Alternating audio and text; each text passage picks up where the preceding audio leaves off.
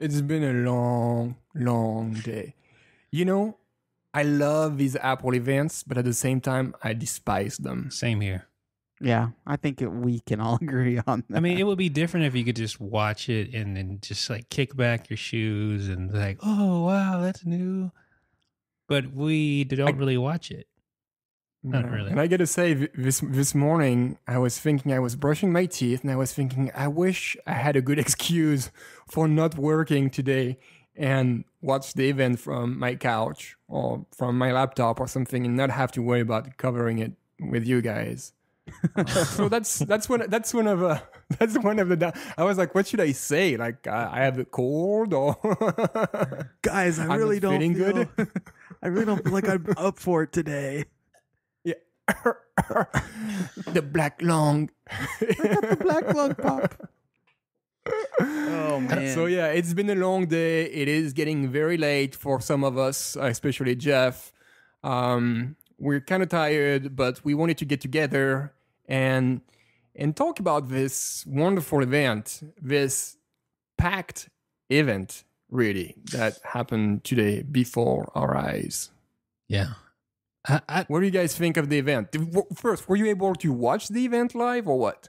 No, I think we all suffered from the same issue with the streaming. The live streaming did not work on Apple's website. I think it was the same story for people watching on the Apple TV. Man, you guys were affected by this, right? You couldn't watch like half the event. It was terrible. And then there was a Chinese translator on top of that. That made it even worse. That just made it so annoying. Like, you're just like, everything's in Chinese. Well, you knew we were in trouble. Like at the beginning, even before like Tim Cook walked out on stage, I heard double tracks playing. Like there was two songs playing at the same time. Yeah. And I was like, what is going on? At first I thought my iTunes was playing. I opened up iTunes. I was like, am I playing a song or something? It was weird. Oh man. Yes. So regardless, I mean, we're obviously going to get into what happened at, what they talked about the event, but this was a big deal, the streaming going down, because they obviously wanted the world to see what they had been working on, to see these great new products. And I even think I saw a Bloomberg headline that says new Apple iPhones marred by streaming woes. And I was just like, man, that's, I can't imagine who got fired over today's issues. How do you not prepare for that? I mean, you've got to know that this is probably going to be your most watched event ever. If your own servers can't handle it, go talk to YouTube or something. I saw that suggested several times on Twitter. Yeah, that's not. Yeah, it's a real shame, especially how they hyped up the event and the homepage of Apple.com redirecting to the live event and everything. I mean, that was a really, really, really, really big deal, and that was very unfortunate. Like you said, like someone definitely got fired, and rightfully so. Probably several people actually got fired over this. So yeah, half of the event really, I think you guys were in the same boat. I missed the first half of the event, and I basically crumbled to some live blogs from The Verge, and also Apple's own what people call live blog, which I wouldn't call a live blog of their own event. They were posted little tidbits of information and photos and videos about the event, and that was actually extremely helpful in following up with the event while the stream was down. Right. Yeah. I have never seen them do anything like that before, but you're right. It was kind of nice to have with the streaming not working, because that really left us in a hole, kind of, right? Well, at least caught us off guard. We were expecting to be able to watch the event live and cover it like that. And then it kind of threw us off that, it kept cutting in and out. There's nothing we could really do. I don't think there's ever been a live stream, though, with Apple that has worked flawlessly from beginning to end. There's always some hiccup during the stream, even if it's just for a few minutes at the beginning or it pauses during the live stream. I don't think I've ever watched one from beginning to end with no problems.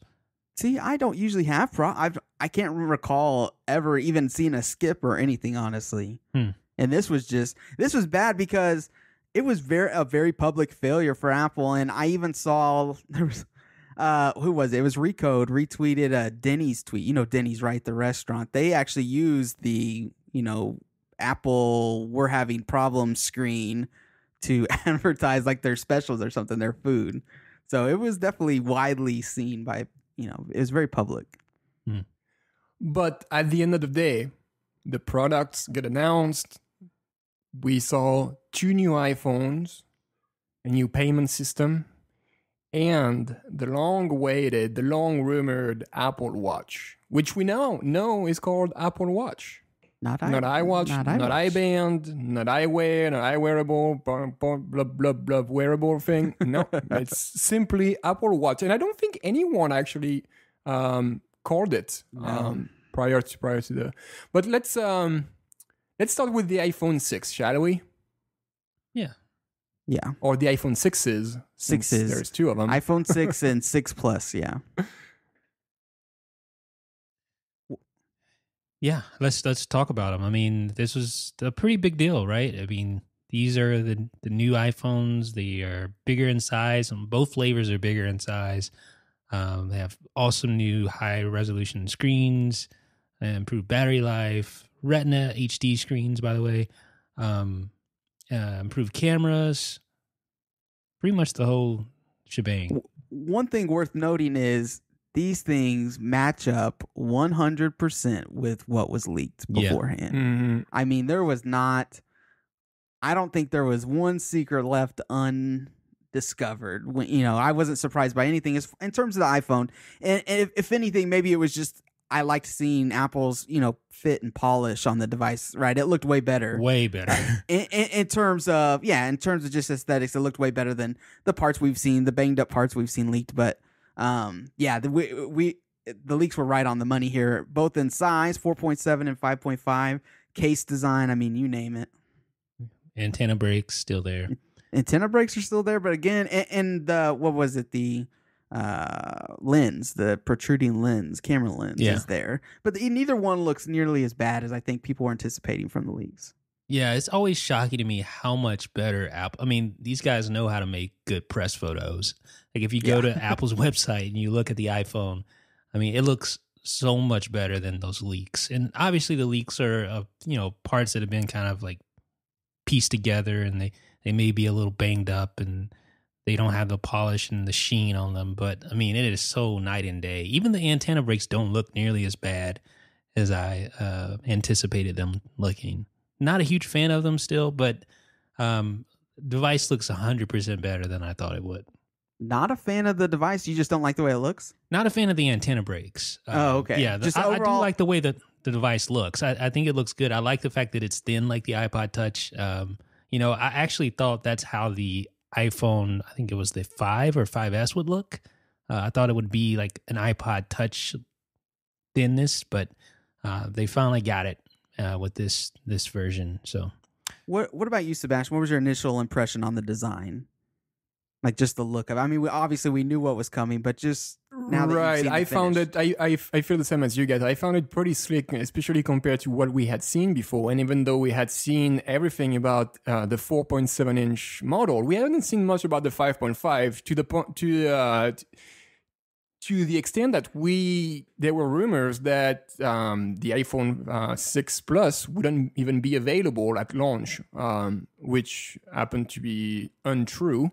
But yeah, I found it to be absolutely beautiful. How do they call that's what happens when you spend all day and you don't do your thing here. How do they call the seamless design? Is that how they call it? The seamless design of the screen? I think so, because it tapers off into the case, the round edges. This is good. Absolutely the rounded edges of the glass screen that meet seamlessly the aluminum of the case. This is beautiful. Yeah, it is. This is absolutely beautiful. And there were rumors of like curved screens and stuff like that. Maybe that's what the rumors were about. But I wouldn't call it a curved screen, but the screen definitely has rounded edges, which make it a seamless design, really. They're tapered off. It almost looks like a MacBook Pro screen, right? Like, you know how it kind of bleeds into the bezel. The edges, it's beautiful. It is absolutely beautiful from what we've seen and from the design images they have on Apple website. I still reserve the right to change my mind when I take it in my hand, obviously, but I don't think I don't think my opinion is going to change. It's a beautiful phone, beautiful design. Too bad there was not much surprise left, but that's the way it is. From the hands-on, I'm watching some of these hands-on videos that were done by some of the larger publications that were invited to the event. They obviously get to play with the phones afterwards, and they're saying that it feels like a great device in your hand, a very well constructed, typical Apple quality, and even the 5.5 inch, the Plus, they're saying does not feel nearly as big as some of the larger Android devices that are hitting that 5.5 inch mark, mostly because it's a slimmer device, right? It's thinner in terms of width. Yeah, and definitely. so it's going to fit in your hand better. I thought that was worth noting because I think I'm going for 5.5 inch. Oh, definitely. Yeah, I mean, there's no question. Not only that, I mean, there's a lot of benefits to going with 5.5, which we can talk about a little later. But so both devices sport the same specs. For the most part, yeah. For the most part, there is how many things? 3 things that differ from each device. So they both have the A8 processor, the M8 coprocessor, and then there is something changing, the Retina HD screen, and they both support different resolution, right? yeah, the Retina HD screen on the 5.5 device is 1080p, 1920 by 1080 at 401 ppi, and then the 4.7 inch device is 1334 by 750 at 326. So it's significantly lesser resolution and less pixel per inch on the smaller device. This 5.5 display is going to look absolutely beautiful. Like, I can't wait to get my hands on that. What else is different from both devices? The battery life is different. Yeah, the battery life. Yeah, go ahead. I'm sorry, I was just going to say it's significantly different from the image that Apple threw up here on one of the slides at the event. Is standby time was really shocking to me. It's an extra 6 days, right, in terms of standby time from the iPhone 6 to iPhone 6 Plus. Also significant differences in amount of time you can listen to audio. 3G performance is much better. I mean, the battery in the iPhone 5.5 inch, the iPhone 6 Plus is definitely better. Definitely.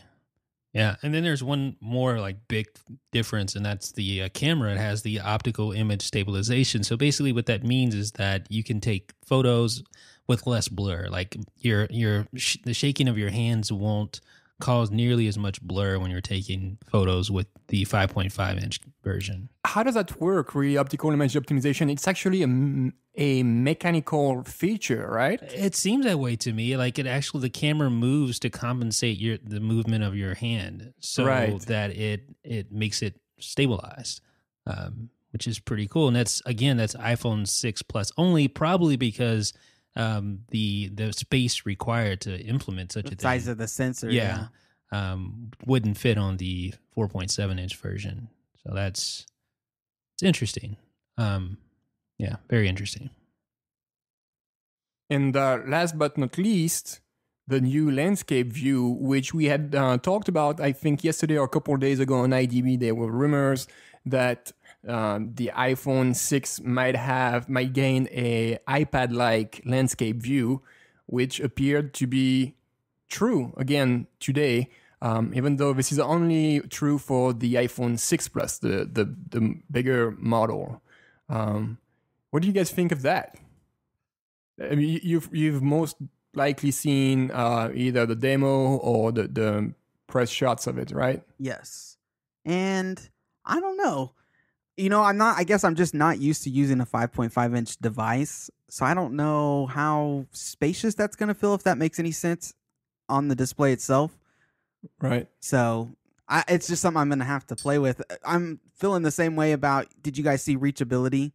This new feature that Apple made to allow for one-handed use. I'm a little skeptical on that. Again, it's something I'm going to have to play with, I think, before I pass judgment. I think that's... it looks a little weird. I think that's probably the best way by far to handle. Like, I know there's a so-called one-handed mode with the Galaxy S5, and that was terrible because it really takes the entire UI, basically samples it, and makes it so it fits in the corner of your display. Well, the whole point of reachability is to be able to interact with apps that don't have like the back gesture. that you can go, like in Safari, if you want to The go swipe. back. Yeah, Yep. swipe to go back. Well, for apps that don't have that functionality, this allows you to reach those buttons in the upper left-hand corner of the app. And that's really the whole point of that. It's just to be able to quickly reach that button, and then you'll go back to your normal view. I think it just I get the concept, and I guess it's a good way to go at it. It's better than not do anything and not to address the problem.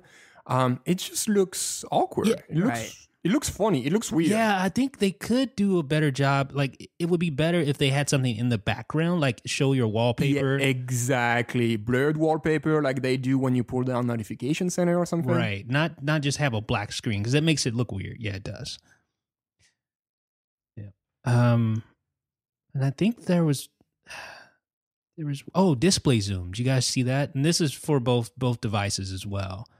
Yeah, not sure what you can do with that, though. Basically makes it so you can zoom in on your home screen. So, like, instead of having the icon space further apart, with more space in between, it basically just zooms in, from what I can gather, on your home screen so that you have bigger icons. And I don't know if that if that influences apps as well, but the only usage I saw of it was actually on the home screen. That would be interesting for someone like my mom who has problems seeing her device. I mean, I'm hoping the 5.5 inch will help her with that, but I mean, to be able to zoom in, especially if it works in app as well, would be huge. Yeah, I don't see it working in app though. I don't know, maybe. Yeah.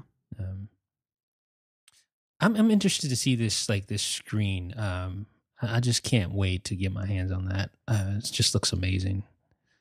Hope you have big hands. Yeah, I do actually. I have huge hands. I think it'll work well for me. This 6 Plus. It's hard for me to get. What do you guys think about that name? First of all, 6 Plus. It's. I don't know. I've never heard Apple throw a plus at the end of anything. Apple Care Plus, maybe. I guess they've done it a few times, but just plus, and it's even weird to see it spelled out versus just the plus sign too. So. Yeah, see, I would have preferred seeing the plus sign rather than full out spelled out. Yeah. I wonder how much time they put into it. You know what I mean? Like, was this were they just fighting over this for months? Or was this team that was in charge of this? Like, what do you guys think? 6 Plus? All right, let's go. Let's go. Let's move on. Let's go meet at Dave's bar for happy hour. Yeah. Well, I don't know. At the end of the day, it's not gonna really influence my perception. I don't think it hurt. I don't think it hurts the device. I don't think it's a bad move. It's just not a great move. Yeah.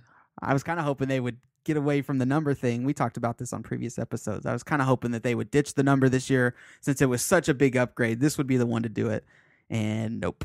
So I guess we can look forward to an iPhone 6s and iPhone 6s Plus. Yeah. I feel like they're digging themselves a hole here. What do you guys think about? I'm sorry, Sebastian, but what do you guys think about the pricing of these phones? Like, especially the 6 Plus. I think it's a fantastic pricing. Yeah. And I think we were ready. We were actually ready for it too, because for months now, it's been rumored that the larger 5.5 inch model would go up $100. And I'm totally fine with paying that because honestly, I think I ditched my iPad this year. Actually, I know I'm already got mine on sale. So unless Apple impresses me with a new model later on, I won't have an iPad. Well, you're saying that the 6 Plus went up $100, or this or both basically? Is that what you're saying? I don't. In the 6 Plus, isn't that $100 above? Yeah. Where that's what I'm talking about. I'm just kind of disappointed with the fact that there is no longer a 32 gigabyte version. This just seems weird to me. Like, if you're going to drop a tier, why not drop the lowest tier? Because what that's forcing me to do now, I have to pay an extra $100 just to be able to use my phone, because 16 gigabytes is just unusable. Well, I mean, the 64 gig model is the exact same price as the 32 was. So you have the 16 gig at $199, 64 gigabyte at $299. So yeah, they dropped the 32 gig model, but you're paying the same price as you would have for a 32. So actually, it's a better deal. It depends on how you look at it. Because, okay, if they would have just dropped all the tiers down a notch, got rid of 16. Then you would have been getting your 32 for $199 instead, is what you're saying. But they don't want to give you the same for less. They want to give you more for the same. For same. Yeah, that's Apple's mantra, I feel like. Right. Yeah. That's I think that's their not strategy, but that's the way they do things. It's just really expensive. Like I'm thinking I'm going to have to drop $850 just to get an iPhone. Oh yeah, you're on T-Mobile's jump plan or whatever, so you got to go. I'm not on any plan. I'm just. Oh, you're just going to go full. Yeah. Are you even going to be able to get full retail right off the bat, or are you going to have to wait a little while? I don't know what I'm going to do, honestly. I may end up having to wait. Who knows? But I don't know. I'm just kind of disappointed with the pricing. Yeah, because I wonder.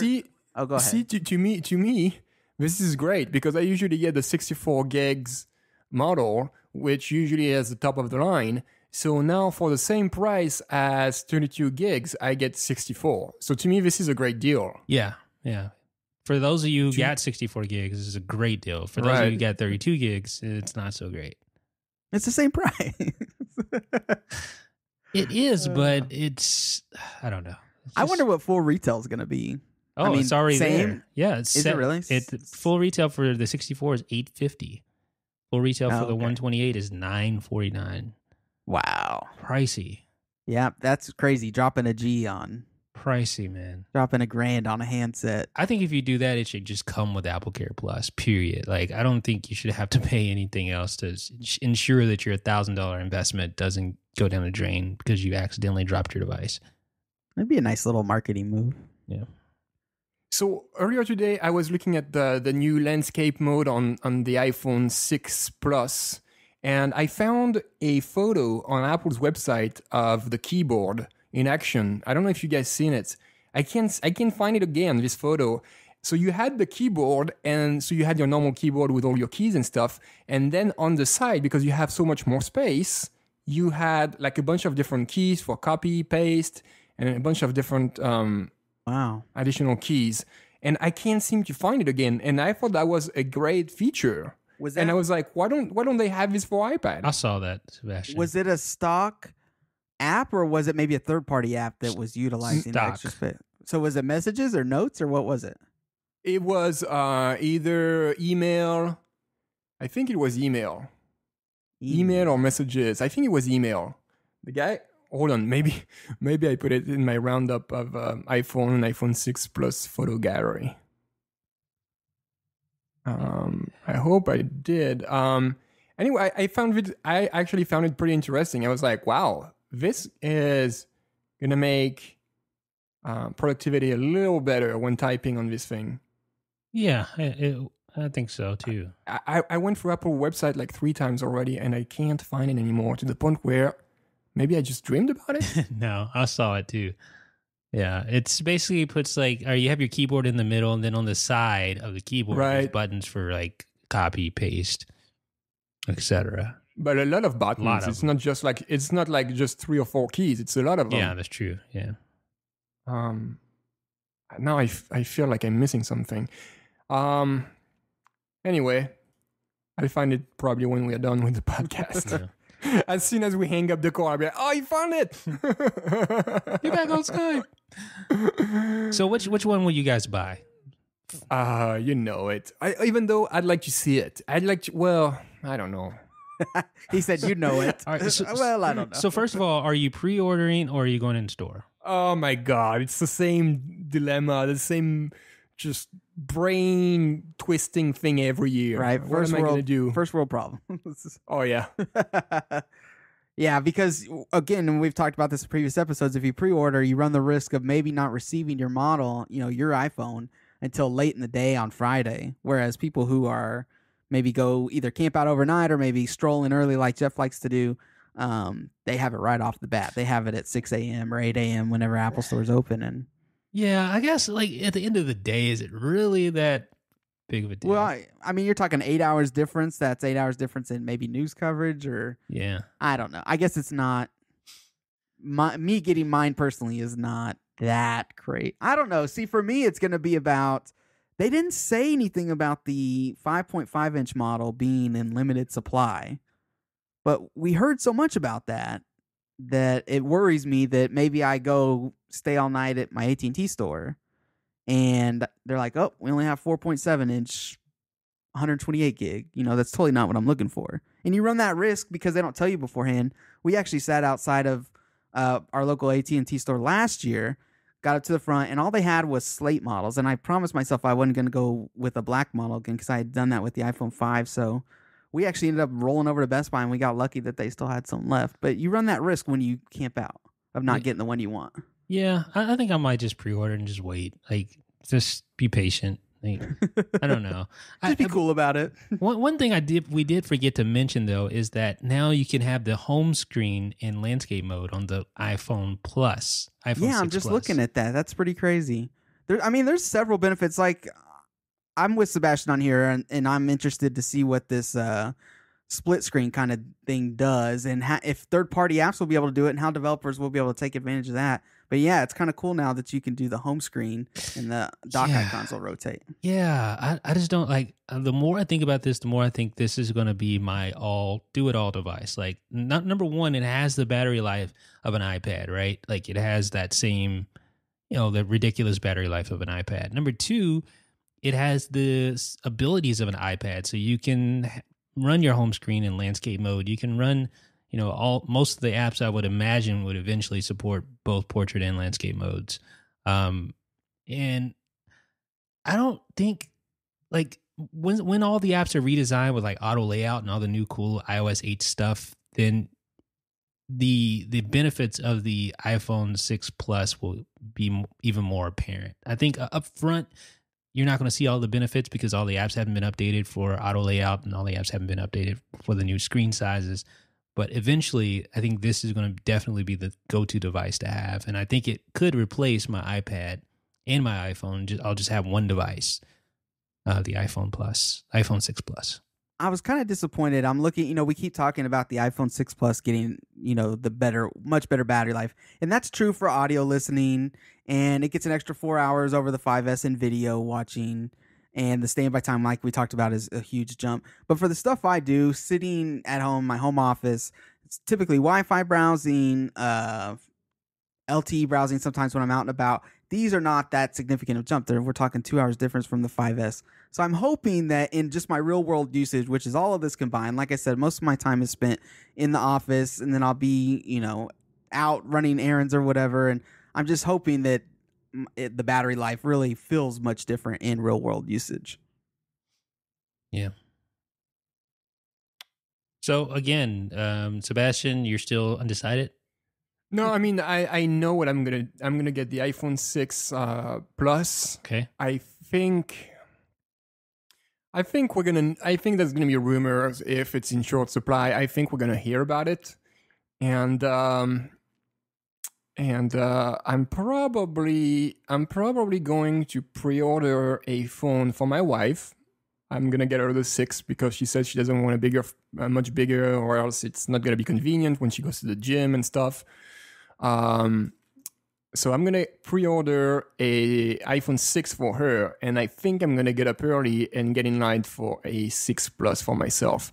Especially because the FedEx guy or the UPS or FedEx or UPS, we're always at the end of the route. So they always come up like at 4 p.m. or something. When I've been like reading all the reviews and all the comments from people on Twitter all day, I'm like, ugh. So I think I'm going to go and wait in line like I did last year. Maybe I won't go so early though. So 64 gigs still? 64 gigs is good enough for me. iPhone 5 Plus, 64 gigs, I'll be in line. Space gray?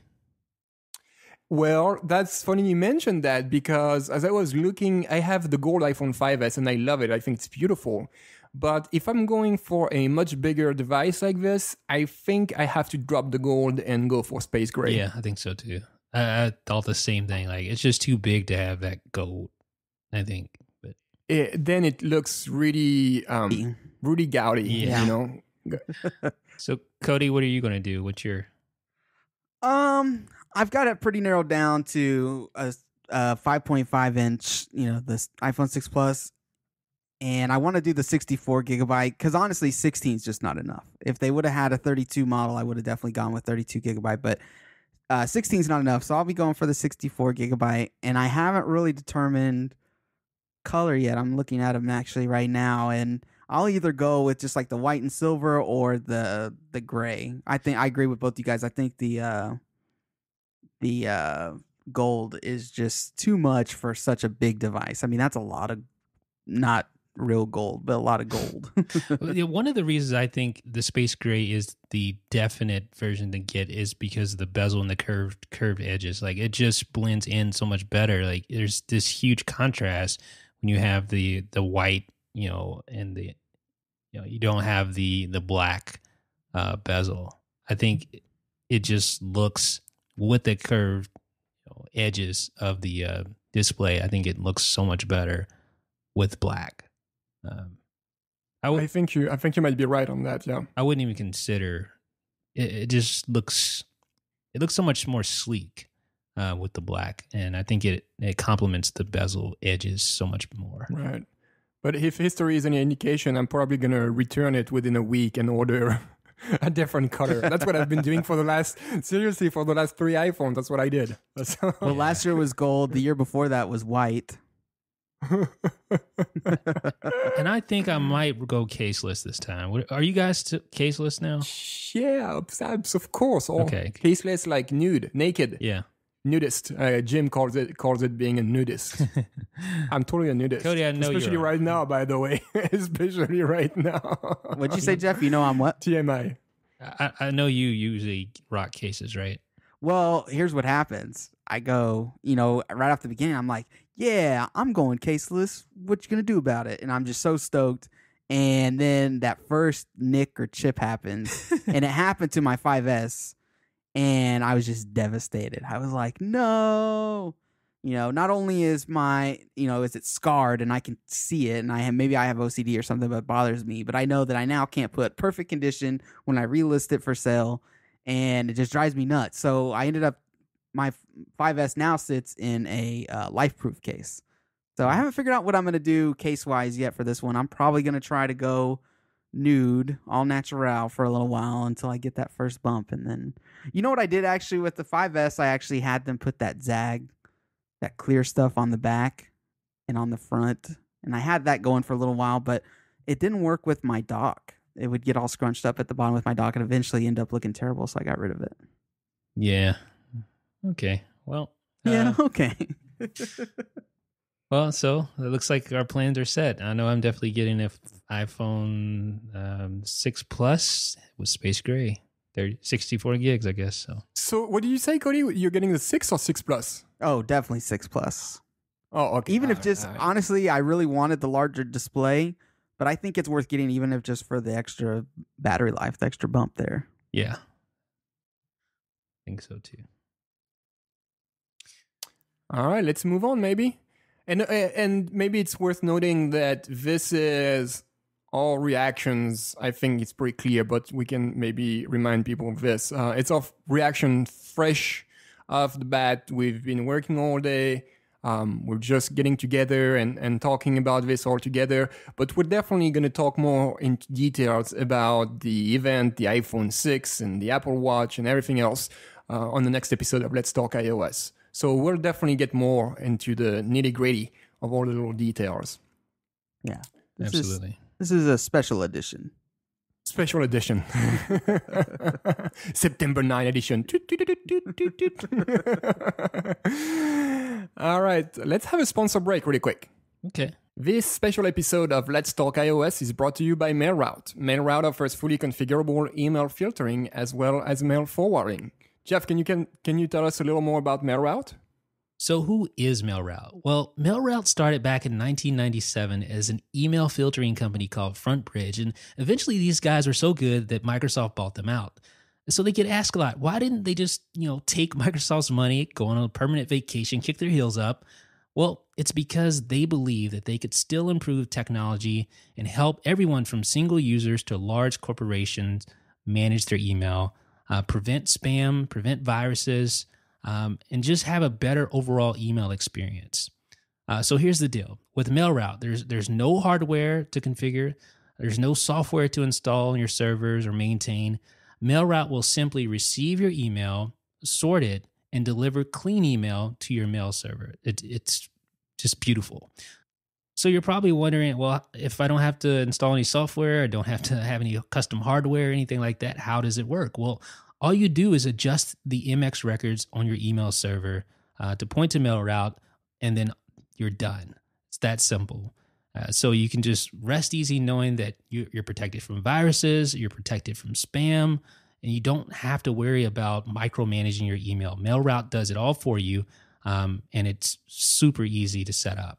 So to remove spam from your life for good, go to mailroute.net/iOS, and there you can get a free trial and 10% off for the lifetime of your account. We'd like to thank MailRoute for sponsoring this episode of Let's Talk iOS. Great. Thank you, MailRoute. Now, let's move on to our next topic, Apple Pay. This is interesting. This is extremely interesting, and I think all of us here on this podcast have discussed on many occasions that we would love to be able to leave our wallets at home and go to the store and buy something at Target or at the coffee shop or whatever and pay with your iPhone. Well, this is going to be a possibility in October when Apple Pay launches for good. Yeah, it's a beautiful thing. It really is. The only thing I wish is that somehow you didn't have to carry your license with you, because then that would completely, I would have to worry about anything then. But right, but you're asking too much. Yeah. Let's wait for a few more years until they digitize. Maybe they can identify you with Touch ID at some point. You know, like when the police pulls you over, you can just like put your finger on it. That would be too much privacy involved there. Sir, you got 4 warrants for your arrest. And this is the government we're talking about here. They won't. We're talking 40 years out before they hit the digital age. I think it's a long time. Yeah, more seriously, more accurately too. Apple Pay looks pretty cool. So basically what you do, you scan, you take a picture of your credit card. If you have several of them, you can load them up into Passbook.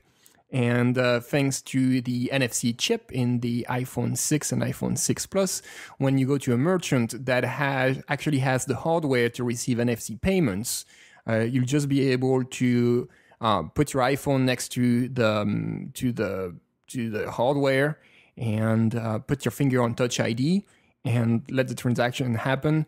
I've seen a couple videos of it happening, not Apple videos, but I've seen a couple. I think it was Naya Patel from The Verge who posted a video of it in action, and it was pretty seamless. It basically took just a few seconds to go through the payment and identification and approval process. It seems to be just as fast as, sliding the card, waiting a few seconds for the transaction to show signed, accept, and get your receipt. It looks pretty, painless. Yeah, and I think I saw that same video of his. I don't think he he was obviously a new user. I think it would be even faster once you get this thing down. Right. The usage factor. And another thing is that these aren't actual photos of your cards. All you're doing is you're scanning the number, but it doesn't actually store your credit card number right in the card or on the phone. So I don't know. I'm still kind of at a loss as to how they're generating one-time codes when you make payments.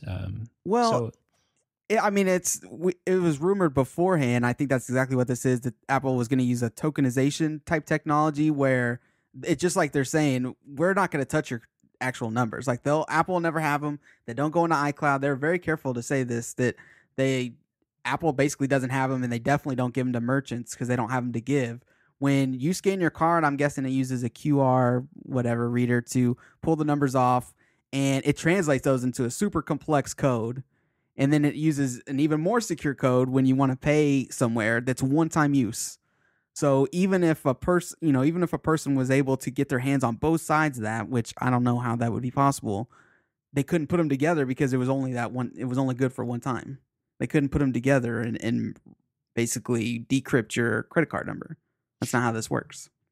Yeah, so it's sort of like the whole thing with your fingerprints and Touch ID, where it The stores secure it. enclave. Yeah. Yeah, so it's like storing your card in that secure enclave, and you generate one-time use codes automatically. It's not like you have to press anything to generate it, and it makes the payment, and that's it. Like your name, no one sees your name, no one sees your credit card number, expiration date, any of that. It's just well, it says on Apple's website here, I'm reading from there, when you add your card, a unique device account number is assigned, encrypted and securely stored in the secure element, a dedicated chip in iPhone. Okay. These numbers are never stored on Apple servers. And when you make a purchase, the device account number alongside a transaction-specific dynamic security code is used to process your payment. So your actual credit or debit card numbers are never shared with merchant or transmitted with payment. Right. This is beautiful.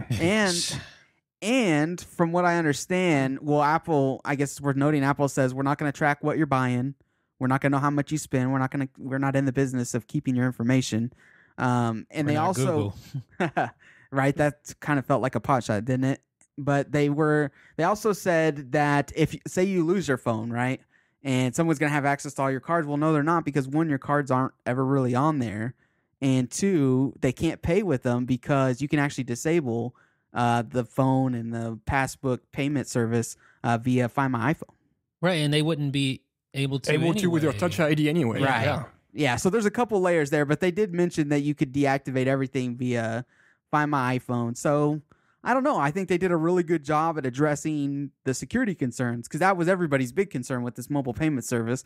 We're already scared to give our credit card numbers, but to Apple, who just had that bad publicity with iCloud and the security of iCloud. I mean, I thought they delivered really well on this. I thought it was awesome. Yeah, and so far there's 220,000 locations that accept such payments. Yeah. So right off the bat, it's a huge number of, they say on Apple website, look for this little icon at checkout, like this little NFC. Yeah. Where it's not the letters NFC, but it's a little NFC icon. You have like some little waves and you have someone handling a card that's this little icon. I see it everywhere. I don't know you guys where you live, but here in California, I see it everywhere. Yeah. So I know in most stores I'm going to be able to pay with my iPhone. Well, yeah, that's the beautiful thing about it. And, that's the beautiful thing about it. It's not like they've had to set up infrastructure. This infrastructure, they're piggybacking on something that's already established in tons of businesses already. Yeah, they said Macy's, Bloomingdale's, Walgreens, Subway, McDonald's. They've got a lot of retail partners. They said they're working with a lot of the major banks, 6 major banks, and as well as American Express, MasterCard, and Visa. And the beauty of it too is that it doesn't stop at brick and mortar stores. Like you can pay online, and it wasn't very. They didn't share too much information about this, but it is my understanding that the online merchant, is going to have to be an Apple Pay partner to be able to process the payment. So, for example, sometimes you see pay with your credit card or pay with PayPal, and I guess there's going to be a new option, pay with Apple Pay. Which is going to let you, pay online without entering a credit card number or anything like this. Yeah. I'm hoping the end game there is in apps like Target and things like that. You'll literally just be able to pay for your card just same as you pay for iTunes. You know what I mean? When you authenticate a purchase for iTunes. I'm hoping the end game there is online purchases become that simple with Apple Pay. Yeah. So this is, and again, plenty of privacy emphasis here. Apple will not store your credit card number. They will not track your purchases. And of course, some people might say, well, that's what Apple is telling you, but who tells me I should believe them? I don't know. I'm probably going to feel safer paying with my iPhone than I'm going to feel, just paying with my physical credget card. Absolutely. Your numbers aren't there. Your name's not there. The expiration date's not there. The CVV number's not there. You have to worry about RFID scanners. There's... Yeah, but it's a token. It's like a... No. I'm talking about people who, people can pick up people can read your magnetic strip from... Oh, yeah. You know what I mean? when I worked in retail, we were warned about this type of scam where people could actually walk into a store, and if they got close enough to you, they could pull numbers off the metal strip in your card. That's why you see all these wallets that are popular that have these RFID protectors or whatever. And there's also, they tell you to look out for attachments on when you slide your card in to like pay at the pump or an ATM machine. They tell you to look for attachments on there because people will just throw something on there that's meant to pick your card as you go through that. So yeah, I agree with Sebastian. I might be feel more safe paying this way than I would a physical card. Yeah, this is awesome. I mean, and the fact that you can store all your cards in there is it's great. I thought it was this all the time. I thought it was cool how they demoed it. Tim Cook, they showed a kind of an exaggerated demonstration of how payments typically go, where I think it showed a woman pulling out her wallet out of her purse and getting the card out, and it was this long drawn out thing. And then he goes, now watch it with Apple Pay. And then it was just literally like a 2-second clip of somebody swiping their phone. And he was like, did you get it? Do I need to put it up again? So I was impressed by that demonstration. Yeah. So the iOS 8 GM came out, and it has the new passbook icon with the Apple Pay or the little credit card logo on the passbook icon. However, it's still not enabled for Apple Pay yet. You have to wait for an update that will come, presumably iOS 8.1. Well, it says coming in October. Yeah. Apple Pay will be available in October. So yeah, maybe iOS 8.1 or something. Yeah, so it's not available just yet. And it won't be available when you get your iPhone, but it will be available the next month. So I probably missed this at some point throughout all the craziness.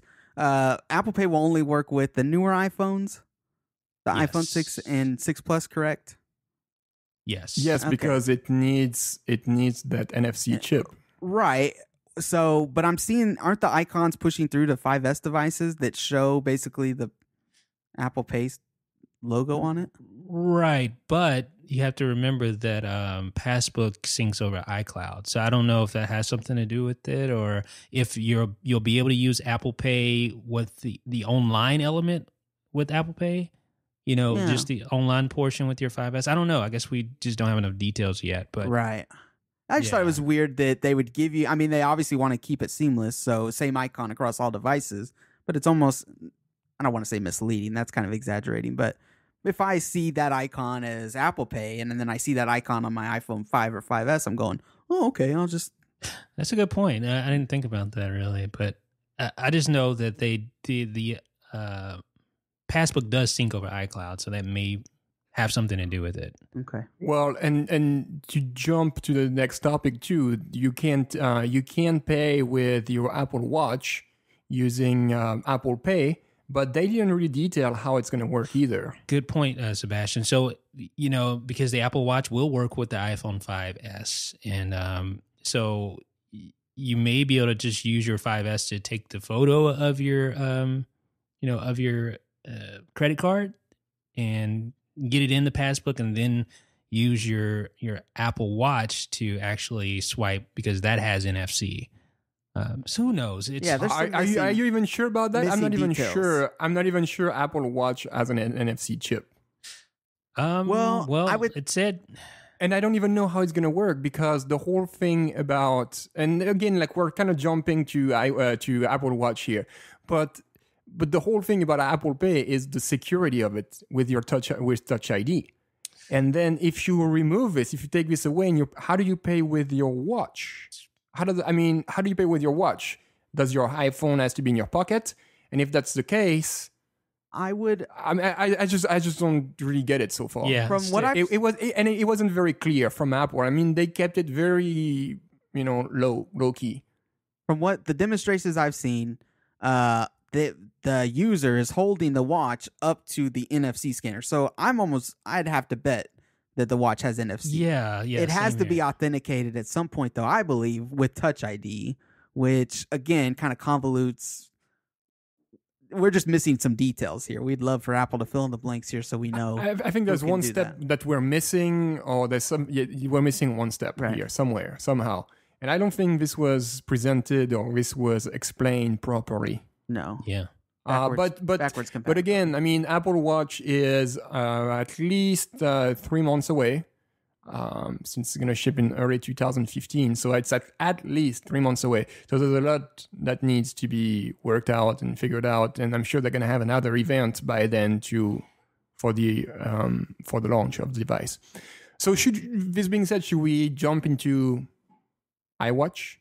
Or maybe I should say Apple Watch? Yeah, this deserves a huge intro. Maybe some theme music, maybe a band, live band or something. I mean, this is just nuts. This was rumored. We've been talking about it for 2 years. This is a culmination of tons of research, tons of speculation. This is the first first major product launch, or at least unveiling, since the iPad. So much pressure. Did they deliver? I think for the most part they did. I'm still not. I wasn't blown away. Put it that way. Like, I definitely want one, but it wasn't like this is life changing. I didn't feel like, when I first saw the iPhone, how like, wow, this is amazing. I think that it's really cool, but first impressions my socks were not knocked off. Socks were still firmly on the feet. Wow, Jeff has his Mez shirt on. No, I'm definitely getting one. I mean, I think it's amazing. And I know why you're feeling this way, Jeff. Why's that? It's the design of the watch. That's really what's getting to you, because everything else about the watch is everything we've wanted. Yeah, everything. And it's everything we've discussed before, and we've wanted all of that. So I'm not sure or maybe you just wanted to be surprised by something we didn't think about before. I don't even know what I guess my whole thing is, like, what is this device doing? Like, what is the real benefit of this device? I know there are some tangible benefits. Like, I can name a couple, like listening to podcasts in the shower has always been a dream of mine. So, like, I know there are some tangible benefits, but really, like, what is the end game for the Apple Watch? What is the point? What are they trying to do? To keep you from having to pull out your iPhone as much. I think it's, for me, and this is just my first impression, I went, you know what? For people, for somebody like me who sits in front of a computer, most of my day, and I have a phone in my hand, I even have an iPad nearby if I need it. It's hard to really see the benefits here. But if I'm, let's say, an on-the-go person who's maybe rides the subway to work, I'm on this crowded subway and I don't want to pull my phone out, or there's tons of situations where I think this would be a huge benefit. I think those people are screaming like, I want this now.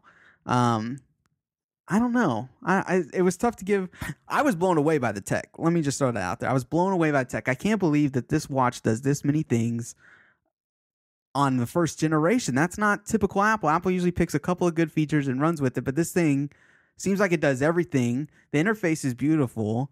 I think the only thing I'm not super sold on is, like Sebastian, is the design. I think, if they put it next to a Samsung Galaxy Gear, or maybe the latest version of Gear, whatever that's called, and it looked very similar. And I can recall back to us bashing the design of that, going, Apple would never do anything like that. So we'd be hypocrites if we said, oh, this is beautiful, this is perfect with the chamfered edges, and da-da-da. You know what I mean? Like, so I was just I think they could have got away with doing a slimmer, maybe not slimmer considering everything it does, but a rounded face, I thought, would have made this look so much better. Yeah, I think so too. Like, it's just, I'm just not super sold on the look of it. It just seems too thick for my taste, and you know what it looks like? It looks like the original iPhone condensed into a watch. Yeah, like the actual design of it. I'm not talking about any feature or anything, just the look of it. Yeah. I was like, is this an original iPhone that was shrank and put on a on a band and around the wrist? Yeah, it does actually. It does look like that.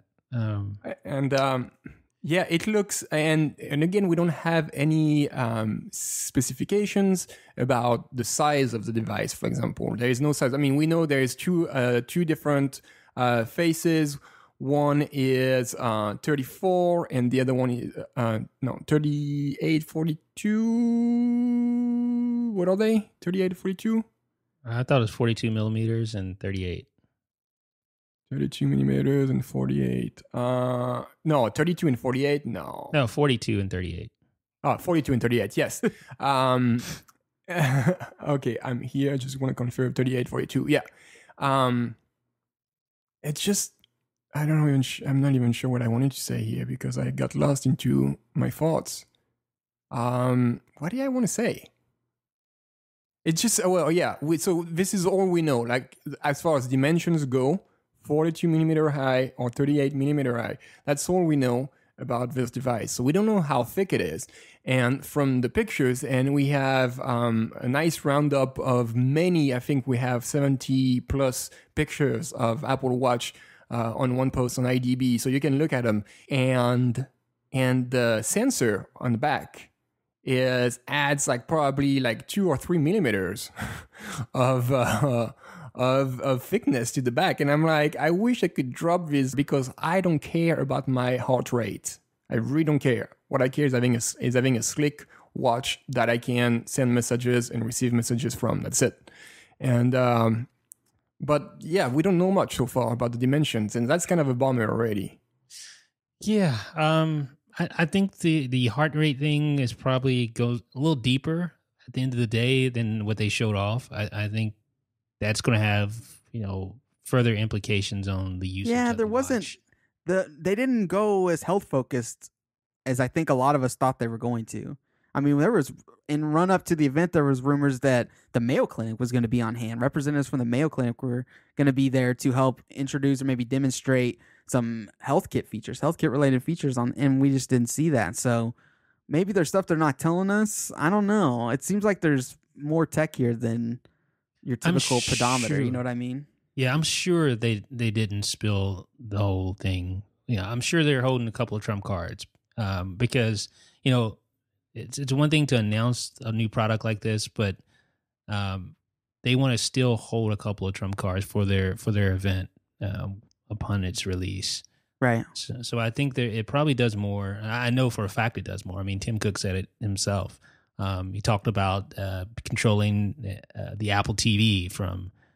I'm excited. Obvious. I'm a nerd because that's one of the things I'm most excited about.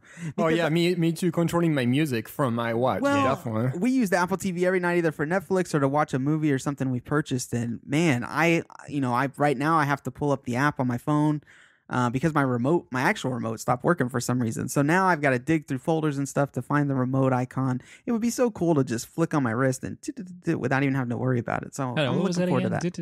Just yeah. Special sound effects just for you, Jeff. Oh man, yeah. I'm excited about it, but I'm just not sold on the design. And I agree, Sebastian. The thickness of that sensor, it just looks kind of weird. And it seems like it would be uncomfortable, actually. Well, I'm looking at this great gallery that Sebastian put together of all these photos, and there's some, they've got several bands for these things. I think Apple said they made. Well, there's at least 3 versions, right? So there's the regular, there's the sport edition or just sport, and then there's the edition edition and that's the higher end one. They didn't go into other details other than it looks like the sporty one obviously looks a little bit more sporty, has the sporty bands on it. I'm looking at this, and in some cases it doesn't look terrible, and the fact that you can customize it so easily. I love that they made the strap so easily removable. That's a big pain point with normal watches. Even when with my Pebble, I got a new band, it took me forever to get the little pin out. So cool design, kudos to Apple's for that. So I think once you get it, you're going to be able to customize it. Maybe it's not going to be the issue that you have initially right now. It is funny, though. I think the Moto 360, it doesn't look nearly as bad now.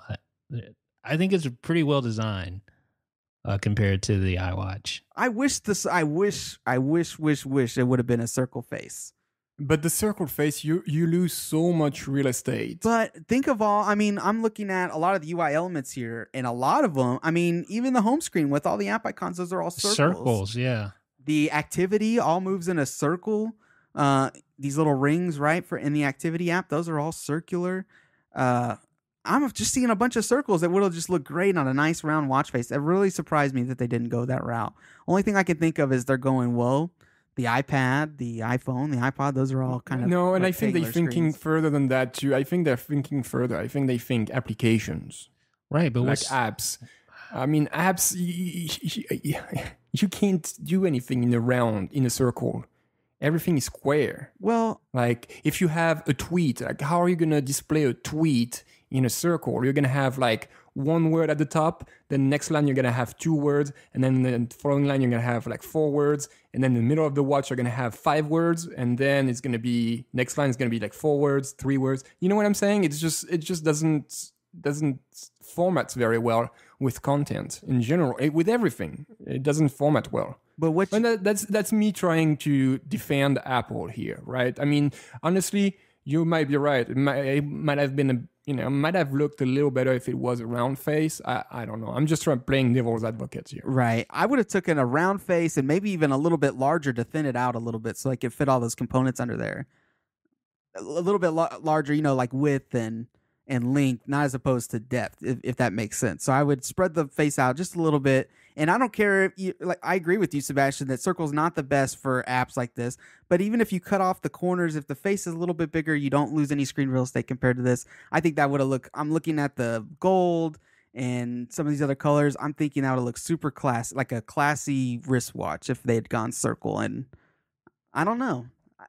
I'm looking and I'm reading the comments, and a lot of the readers aren't super crazy about the design.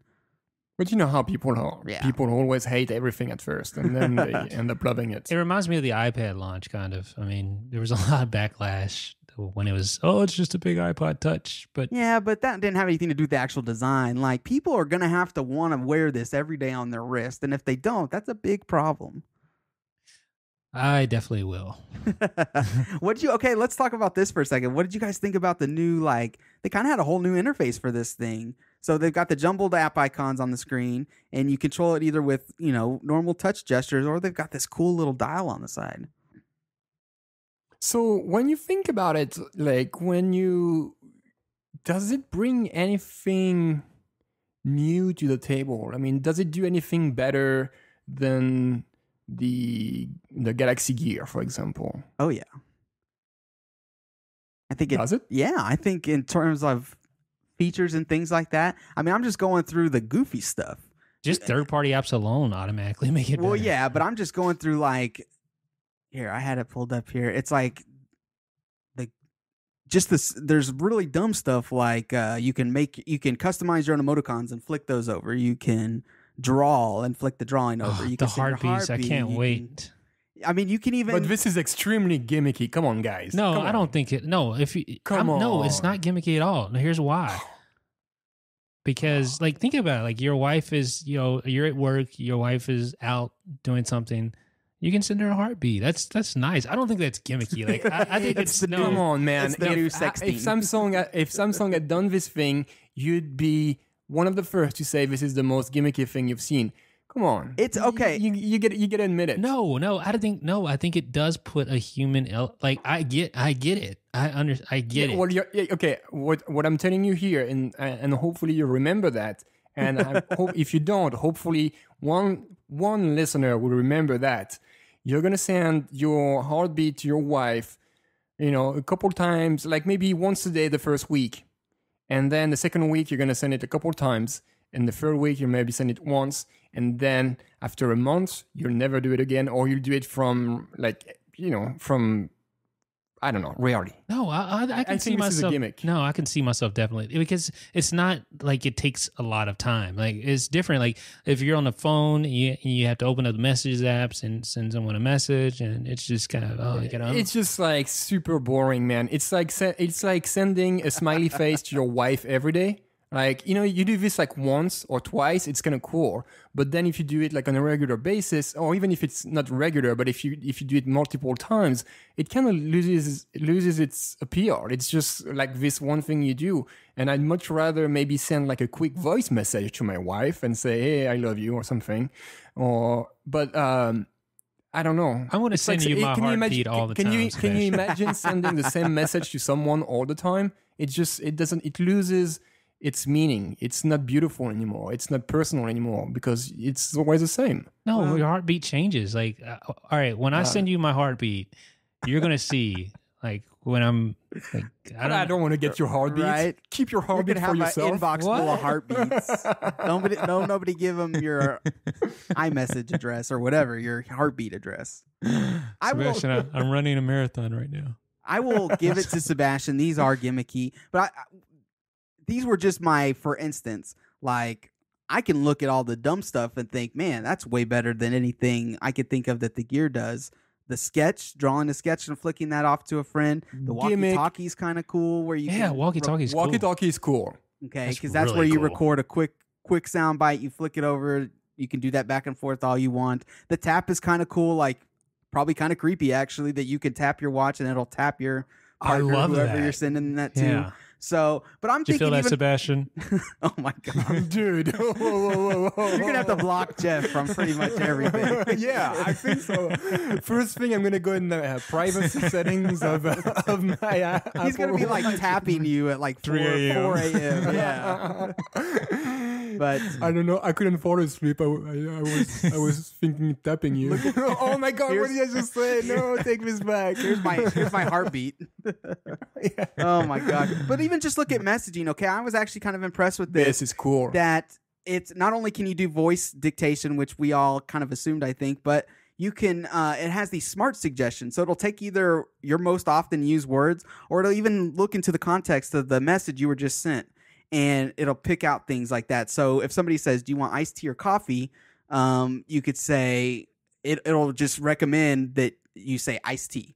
It'll pull one of those options out and you can just tap it rather than either having to say it or obviously you can't type it out. So I thought little details like this, and even just the overall UI looks better, honestly. Let's be real here. Looking at the UI on this and looking at the UI on a Galaxy Gear, this looks way more inviting. It looks way better.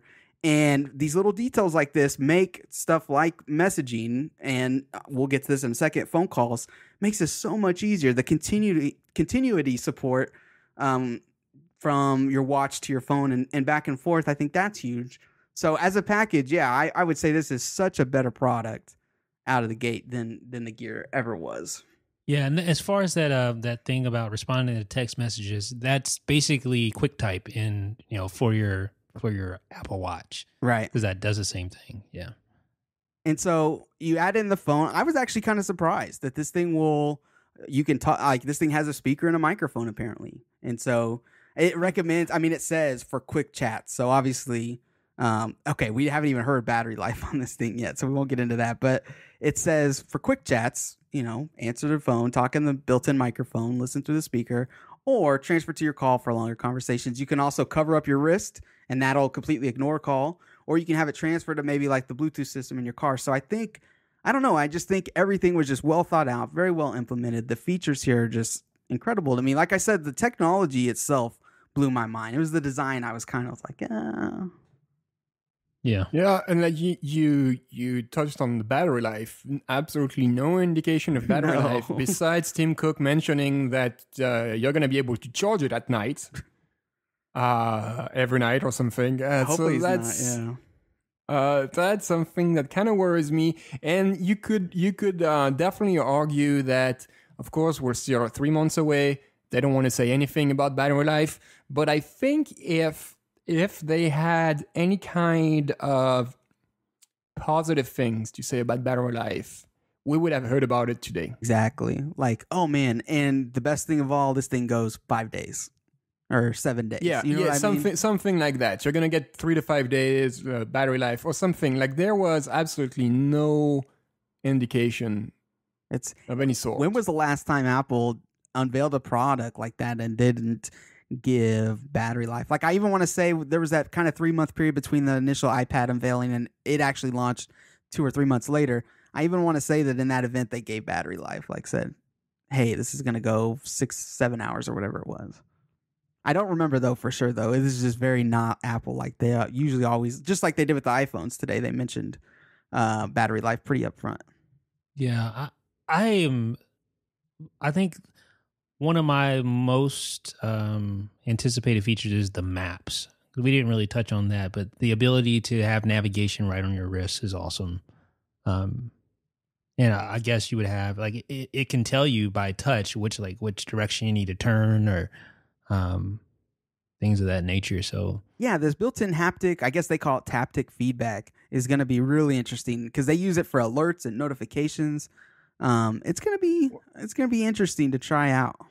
yes, there's really nuance. It's like, because with my Galaxy Gear, when I had that before it got stolen, I was receiving alerts all the time, and the alerts, they were all the same. Like, you never knew, okay, is this a phone call, or is this a new message, or is this a tweet, or what is it? Like, there's no way to tell without actually physically opening your eyes and looking at the device.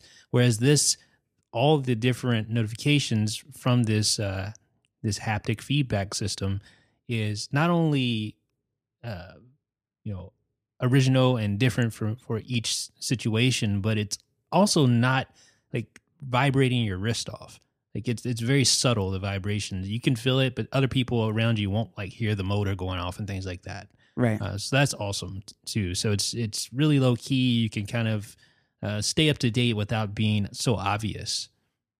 And we touched on this a little bit earlier, but it's worth bringing up again. Sebastian, to your question, what does this do that maybe the Galaxy doesn't? And this is make payments. I think people underestimate how convenient this is going to be, even if you have to have an iPhone with you or nearby. If I can leave that in my pocket and I can throw my wrist up to the scanner or whatever and just walk out, I think that's awesome. I mean, you kind of know what that's like. You pay for your Starbucks with your Pebble Watch, right? So I think if I were able to do that everywhere, I'm thinking gas stations, I'm thinking drive-through, fast food places, just being able to run my wrist along the side there instead of trying to hand either my card or cash over this long gap because I didn't pull in close enough because I didn't want to hit my mirror. So I don't know. I think this is definitely, there's situations where you're going to go, man, this is cool. Yeah, and just to confirm, it looks like the Apple Watch does have NFC built in. Okay. Just looking at this, it says to pay with Apple Watch, just double click the button under the digital crown and hold your wrist up to the contactless reader. You'll hear and feel a confirmation from Apple Watch once your payment information is sent. So I don't understand how that integrates with Touch ID, but it doesn't appear to use Touch ID at all. Well, maybe if you authenticate once from your phone, as long as that phone, because it can tell if your phone's near you or not. It needs it, right? It's required to work with most of these features. Yeah, but come on, if you get robbed and someone, that's not too crazy to think that someone could rob you in the street, takes your iPhone, takes your watch, and then they're going to be able to pay with because they have your iPhone nearby. Well, you could say that for your iPhone. If somebody steals your iPhone. But no, because my iPhone has Touch ID and you can't pay with Touch ID. Oh, okay. I see what you're saying. So they take both. But now if you have the watch and the watch just needs to be at proximity of the iPhone without Touch ID being required, that just removes every security barrier. Right. And again, that's something that Apple didn't make clear at all today, and that's something that they will probably clarify before the launch of the watch. But yeah, we'll see later. So 3 collections, 6 finishes, 18 different bands, 2 sizes, and 11 faces to choose from. Assuming you guys have looked at it really quickly, do you have any idea what you're gonna get? Oh, it's so tough because I definitely want to wear this either if I go to the gym or if I'm running on the treadmill or even running outside. And the sport options look like the best options for that. Did they ever say if it was water resistant or proof? Okay, I asked this on Twitter, and a couple of people mentioned that they might have mentioned it during the keynote, but honestly, I don't know. I haven't heard the word waterproof. They might have said sweat resistant or something, but this thing needs to be waterproof. I need to take it with me when I go surfing or something, or else it's gonna. If it's not waterproof, dude, no. Just like it has to. It doesn't have to be like 20 feet, 50 meters down under the ocean, but it needs to have some level of waterproof. Like, who wants to keep taking their watch off whenever their arm could get wet or their hand could get wet? Stupid. Yeah, that would be super annoying. It's funny because we heard rumors in the run up that the iPhone 6 was going to be super waterproof, and I didn't hear them really speak to that at all either. So hopefully maybe that's something they're working on. Maybe they sprayed it with what's this? What are these sprays that you can spray on? Liquipel? Yeah, Liquipel, some of these other ones. Hopefully that's there, and maybe they're just not touting that feature yet. maybe more testing. I think if it was there, they would have mentioned it. Yeah. I mean, we're just a week away from a week, and well, I meant more for the watch. I could care less if it'd be cool if my iPhone was waterproof, but more for the watch. I'm hoping that they have for the watch, you mean? Yeah, okay. Okay, I see. Yeah, I agree. I think I'm definitely not gonna go with the basic model. I'm gonna go with the sports model. I'm definitely not going with the edition because that gold is so ugly. Dude, who wears gold like that anymore? I was like, this is 1980s rapper. No. People do wear gold. It's considered a classy watch color. Yeah, honestly. I've looked, especially like ballers, like people who like to pretend they have money, and they're gonna have a gold watch. I thought platinum was the new gold. Like people still wear actual yellow gold. It's not flashy enough. Even out. I think platinum's already retired. It came because platinum is not flashy. You want gold because gold is flashy. Well, even if you see an older gentleman, maybe he has a little bit of money. They usually have gold watches on. That's not crazy to me to see a gold watch without it looking gaudy. I'm just thinking like young people. Like I don't see anyone under the age of 40. I'm wondering, watch. Apple supposedly had a bunch of fashionistas, bunch of fashion experts there. I'm wondering what they thought about. If they were just like, oh my goodness, this is the perfect accessory, or if they were like, did they really call us out here for this? I don't know. I know I'm going with the Watch Sport. It has a stronger coating, I think. It says the display is protected by strengthened Ion X glass, which makes it a little stronger. So I'm probably gonna go with that. Well, didn't they say these were sapphire screens? Yeah, all of them. When Johnny Ive was talking, he talked for like 10 minutes and about this iWatch. And when he was talking, I'm pretty sure he said, because I know for a fact he said the word sapphire, and that's whatever times stronger than glass, and just almost as strong as diamond or whatever. The normal, the standard Apple Watch is sapphire. The Apple Watch Sport is Ion X glass, and then the edition is the sapphire. So the only difference is with the Sport with regard to the glass. Okay, maybe it's more shatterproof than the sapphire. Sapphire's not super shatterproof. It's just really scratch resistant. Yeah, I'll probably get the Sport as well, I'm thinking. I think the black one looks really good. Really good? You went from earlier you didn't really like it. Next thing you know, Jeff has 6 of them. 2 on each wrist. Right. I'm probably going to go with the silver aluminum case. White band. And white band. Yep, called it. And yeah, you did. And then probably buy an extra band because they're going to make a killing of these bands. I'm probably going to get an extra band. Did you see the picture I sent you? A big third party. I really, really like the one you sent me. Yeah, I think that's the one I'm going to get, actually. Yeah, I think I'm going to get this band too. It's a sweet band. That looks cool for if you're going out. Yeah. Right? Yeah. Maybe not the one you wear jogging, but... Yeah. Yogging? Or yogging, as it's often referred to. I want something that's classy, something that's, not... I want something that's going to look good with like a suit or with a sport jacket. I really like these leather loop bands too. They look pretty cool. And we didn't mention about the bands. Like, how cool is that it's pretty much all magnets in there. Yeah, that was kind of crazy when they were showing doing the demo video. And it's funny because they did this several times. And it was just like slow motion, just whoosh, whoosh. And it's just the bands just slapping together. And because they're reminds me of those old slap bracelets. Yeah, a lot like the old slap bands, which is funny because, no joke, I think that was in one of the rumors running, not a recent one, but several months ago, somebody said something about similar to a slap band. So it almost makes you think that somebody might have come across one of these and went, okay. Oof, a lot of... So, Apple Watch starting at $349. They don't mention other prices. For the entry level. So starting at means the top of the line is probably going to be at least double that price, I would think. I would think like the gold model is probably going to be at least twice the price. So what's the most expensive model? The edition, the gold model. No, I know that, but You said twice the price. So are we thinking $1,000? Oh, I would not be shocked to see it at like $9.99 for the gold. Isn't that funny? Who was it? It was KGI Securio's Ming Chi Kuo, who people like to call not very accurate. He said something to this effect that the top end model is going to be over $1,000, and people thought he was crazy. And you're right. If they double the price each model, I mean, you're getting up there. I don't know if I would get the edition for $1,000 though. I'm probably with you guys. I'm probably in the middle for sport. Get this. Yeah, I definitely wouldn't get that. But who knows? Maybe my wife would want it though. You just don't tell her. Yeah, I just paint it in paint it over like with a gold marker or something here. It's a special gold edition.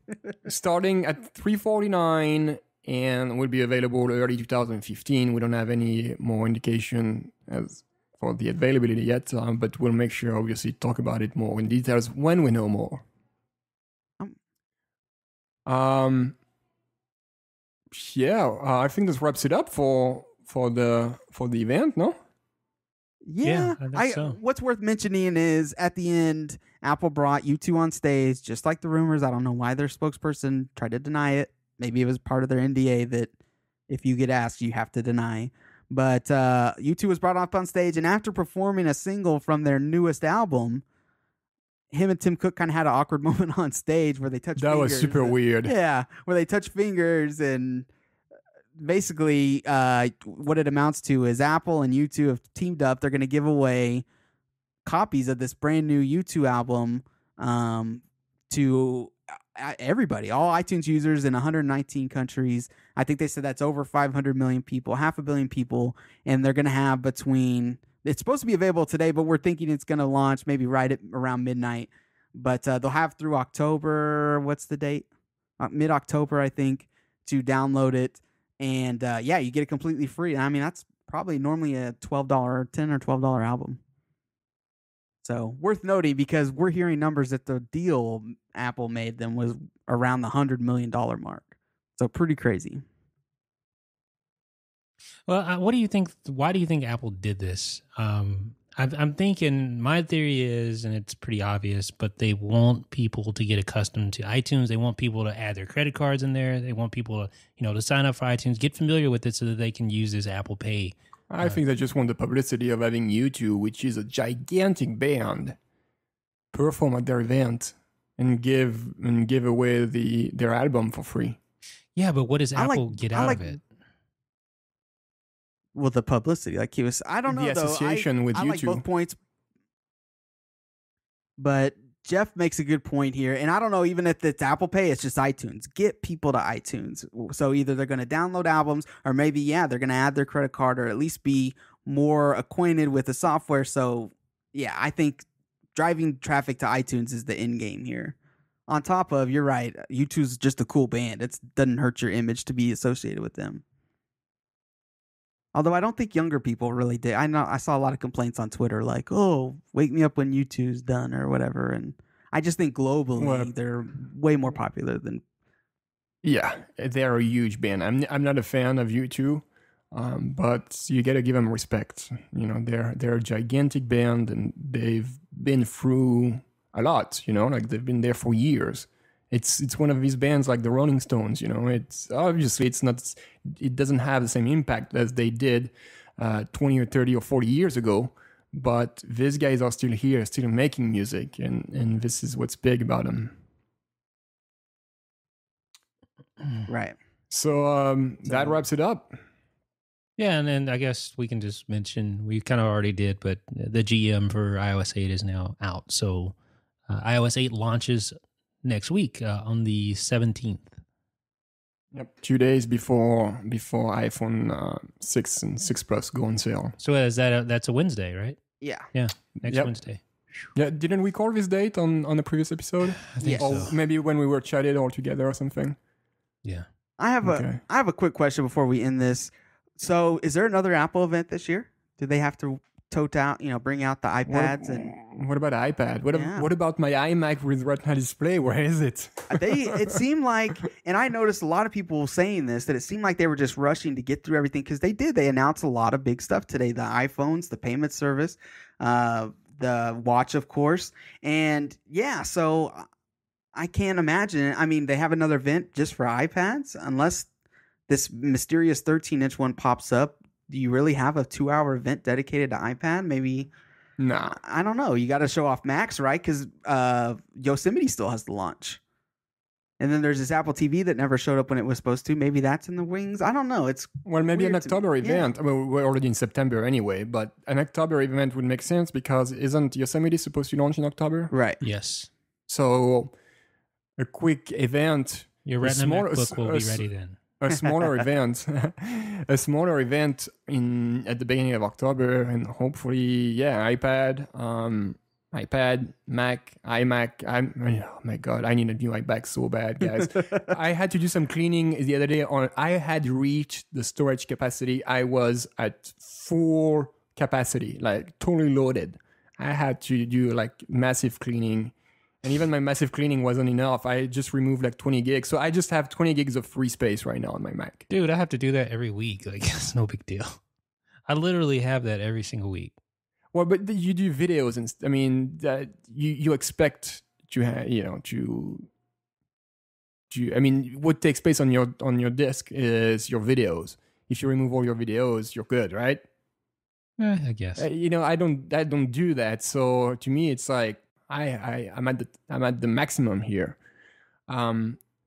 So yeah, I want to, I don't want to have to move things to an external hard drive. I just want to get a new computer. We shall see. We shall see. All right. Alrighty. Well, let's thank our sponsor once again before closing in here. MailRoute, thank you so much for sponsoring this event. This event. MailRoute, thank you for sponsoring this episode of Let's Talk iOS. MailRoute offers fully configurable email filtering as well as mail forwarding to remove spam from your life for good. Go to mailroute.net/iOS for a free trial and 10% off for the lifetime of your account. Again, it's mailroute.net/iOS. So thank you very much, MailRoute. Thanks, MailRoute. And thank you two, for the awesome work that you did today on IDB and for being here so late at night recording this.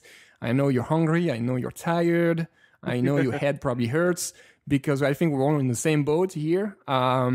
And that's what makes it fun, I guess. You're not alone. Others sharing your misery. Yep. Exactly. I'll send you both a heartbeat later. Oh my god. Send me your heartbeat.